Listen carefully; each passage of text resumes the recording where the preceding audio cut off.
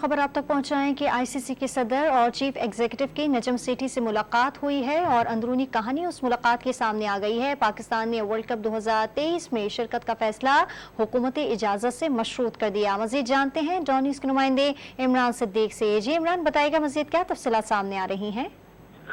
ہاں جی بالکل، world cup میں پاکستان کی شرکت پر جو سوالیہ نشان تھا اس پہ بات چیت کے لیے آئی سی سی کے صدر جارج بارکلے اور چیف ایگزیکٹو جاف ایلرڈائس آج لاہور پہنچے تھے۔ انہوں نے چیئرمین پاکستان کرکٹ بورڈ کی مینجمنٹ کمیٹی سے ملاقات کی، جس میں پاکستان کرکٹ بورڈ کی مینجمنٹ کمیٹی کے چیئرمین نجم سیٹھی نے بھارت کی جو سازشیں ہیں ایشیا کپ اور دیگر محاذوں پر پاکستان کرکٹ کو تنخواہ کرنے کی اس سے آگاہ کیا ہے آئی سی سی کے آفیشلز کو، اور یہ بھی بتایا کہ حکومتی اجازت سے مشروط ہوگا، جو کہ 2023 میں پاکستان کی ورلڈ کپ میں شرکت کا فیصلہ ہے۔ اگر حکومت نے اجازت دی تو ہی پاکستان جو ہے وہ وہاں شرکت کرے گا، جبکہ اگر نیوٹرل وینیو پر میچز کھیلنا پڑے تو وہ بھی ایک آپشن کے طور پر شامل ہے۔ جبکہ دوسری جانب جو ایک نیا فائنینشیل ماڈل بھارتی انٹرنیشنل کرکٹ کونسل کی جانب سے سامنے آیا ہے، جس میں بھارتی کرکٹ بورڈ کو سالانہ 38% آئی سی سی کی آمدنی میں سے حصہ ملے گا، جبکہ آسٹریلیا اور انگلینڈ کو 6، جبکہ پاکستان کو